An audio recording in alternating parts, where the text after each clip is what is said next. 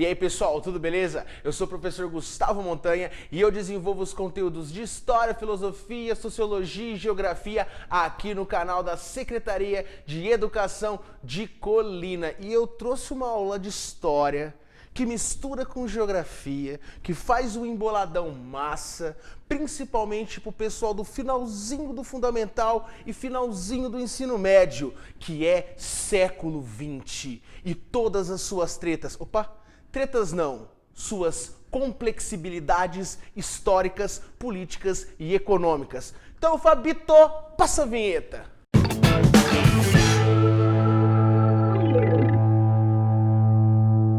Mas, Montanha, por que escolher bem o século XX? Cara, estamos vivendo o século XXI, mas para a gente poder entender como que está a nossa organização política, né? A nossa organização geopolítica mundial, a gente tem que sacar tudo o que aconteceu um pouquinho antes. Hoje nós temos um panorama onde a gente olha os Estados Unidos, o bichão econômico, a gente olha a China, o bichão econômico, a gente olha aquele monte de país na Europa, na Inglaterra, França, eles fazendo todas aquelas jogadas políticas, né? Todo aquele lance econômico. Mas e aí? Como que chegou nesse esquema? Por que hoje a ordem geopolítica mundial se configura como está? Então, hoje você vai saber tudo sobre isso, tudo sobre esses temas. Então, vamos voltar lá atrás, um pouquinho antes do século XX, no finalzinho do século XIX, como que estava o mundo. Então vamos lá, hein?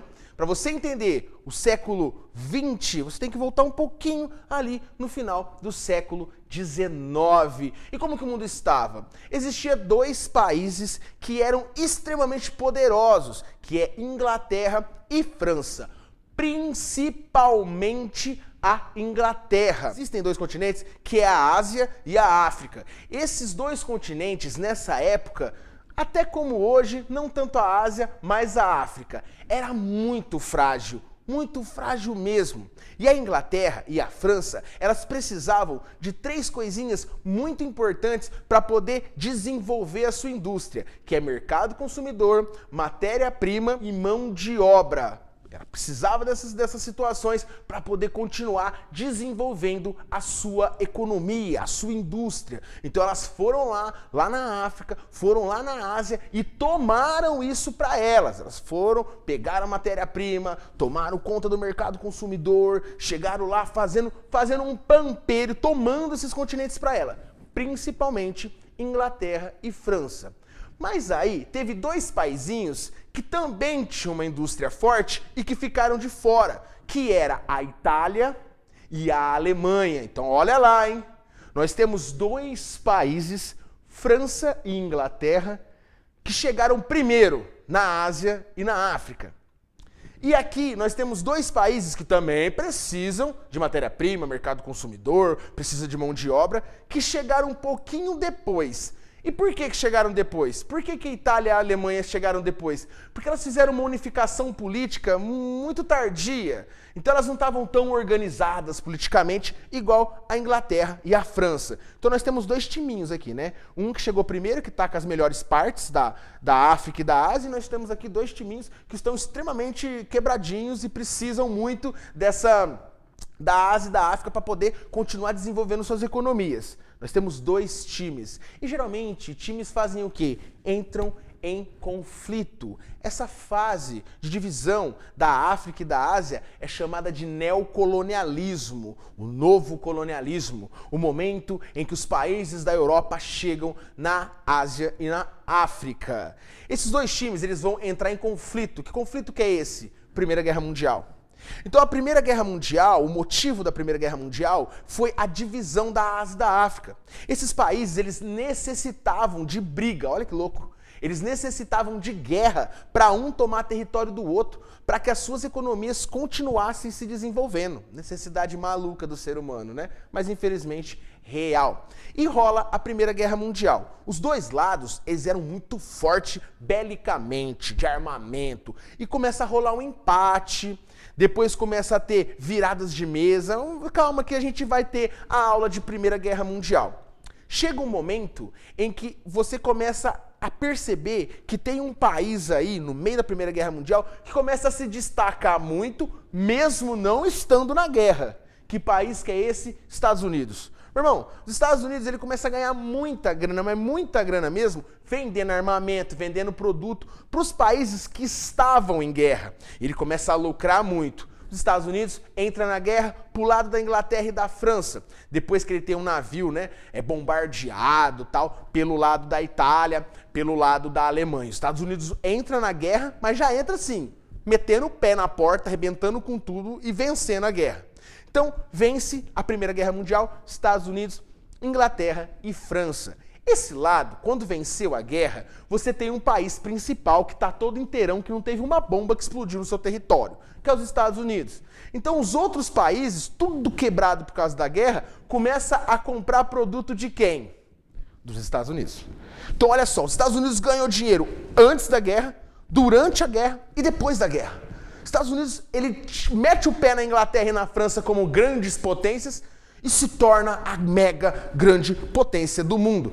E você vai ver que vai ficar muito nítido isso na crise de 1929, que os Estados Unidos, ele tava uma superprodução monstruosa, porque tipo, a galera tava comprando muito dele. Ele tava bombando, vendendo principalmente para a Europa, para os países que tinham se arrebentado durante a Primeira Guerra Mundial. Mas em 29, vamos se dizer que a Europa deu uma estabilizada, parou de comprar os produtos dos Estados Unidos igual vinha comprando e os Estados Unidos quebra.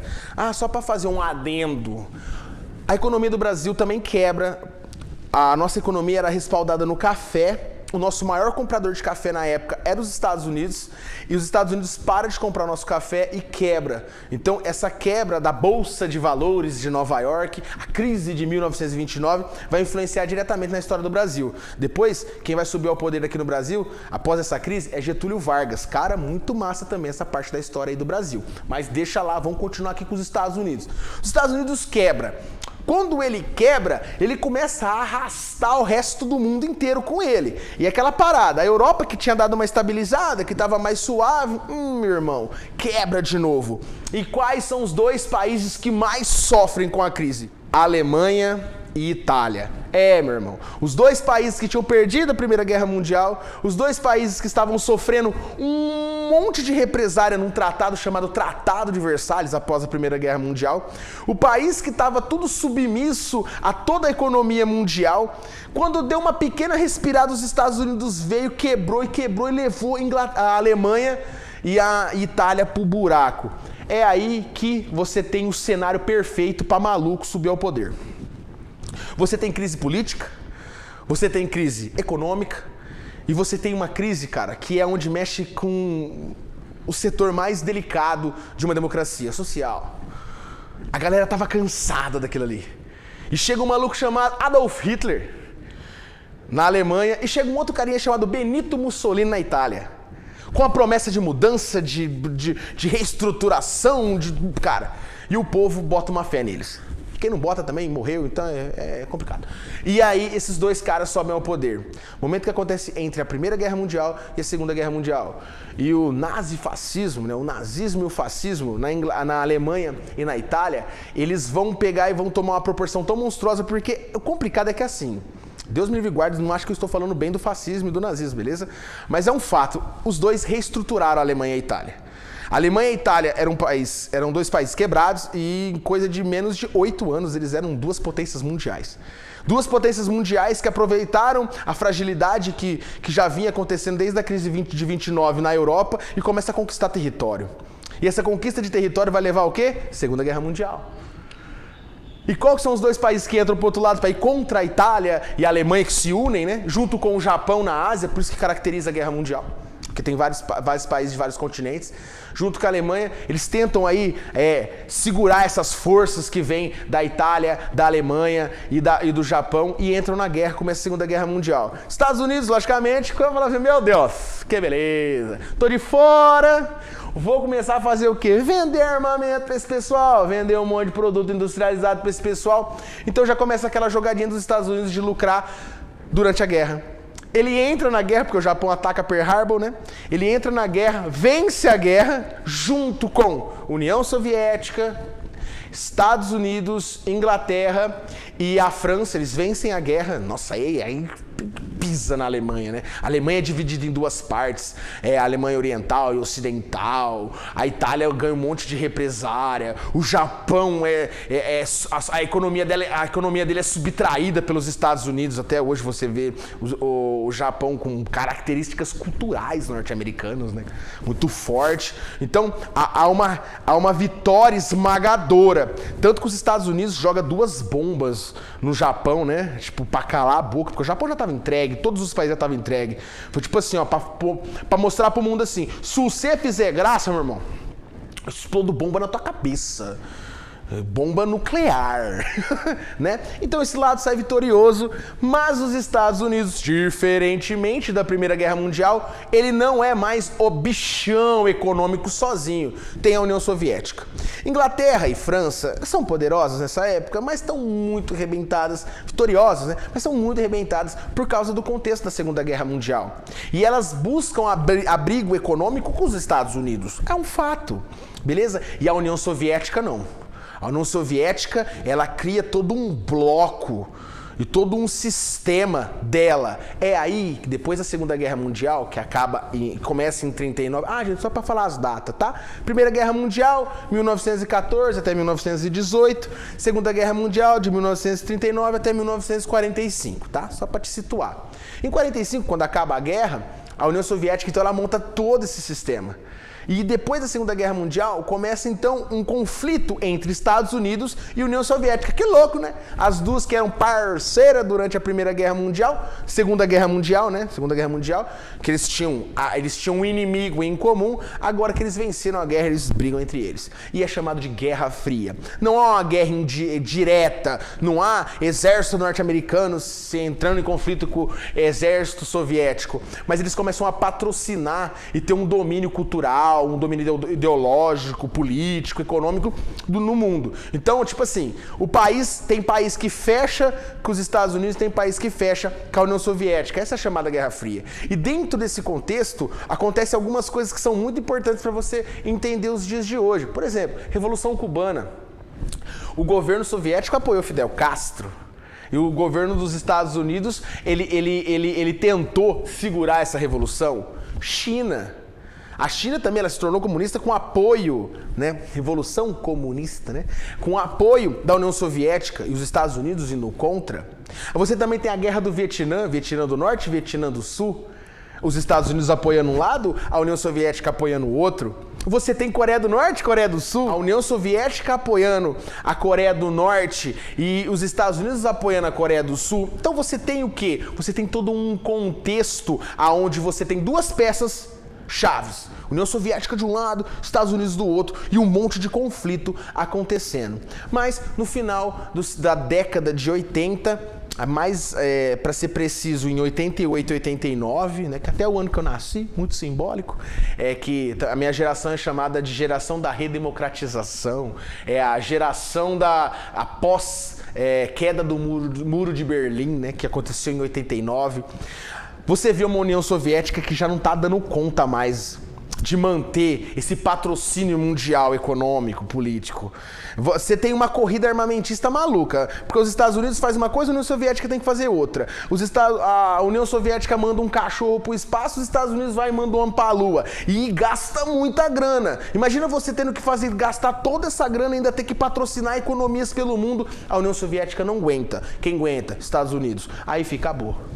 Brasil fez uma aliança direta com os Estados Unidos. Você pode ver que a gente consumiu muita coisa norte-americana, produto norte-americano, desenho norte-americano.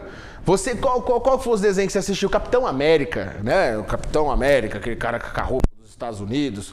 Até o pica-pau é a bandeira dos Estados Unidos. Você pega os produtos que tá aqui, pega tudo. A gente é alinhado, histórico, com os Estados Unidos. Isso, alinhado histórico com os Estados Unidos, de uma forma cultural extremamente profunda.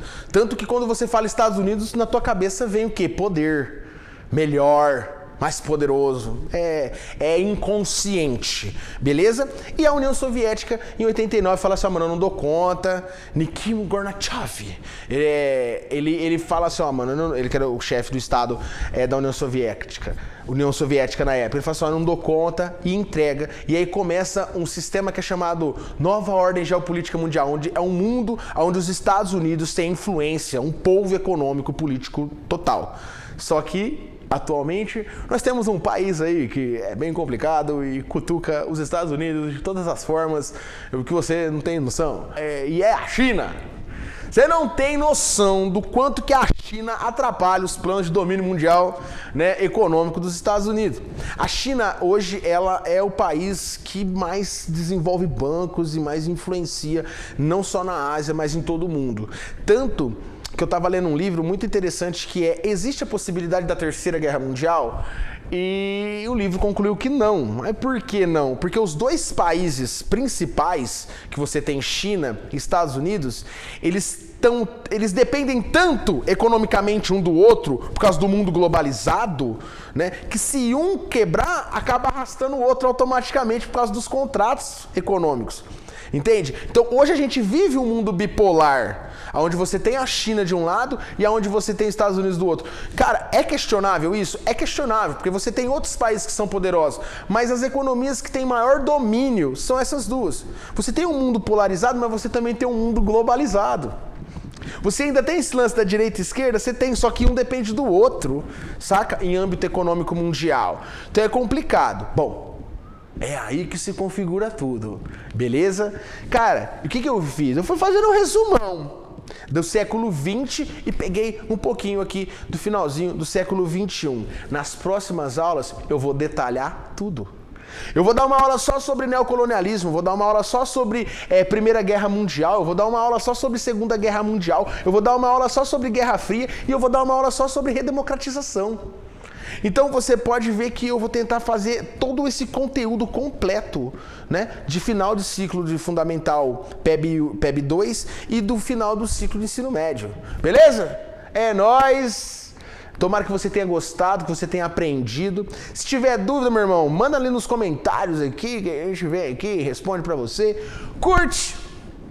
Compartilha, eu não sei por onde que você está vendo esse vídeo, se você está vendo pela plataforma da Secretaria de Educação, ou se você está vendo pelo Facebook, ou se você está vendo pelo YouTube, ou se você está vendo pelo WhatsApp, sei lá, tá? Compartilha aí, cara, passa a mensagem, educação está extremamente online, esse é o projeto Educação Online, logo tem entrevistas aí pra você, é só isso, Gustavo Montanha fica por aqui, até a próxima, abraço, um beijo e tchau!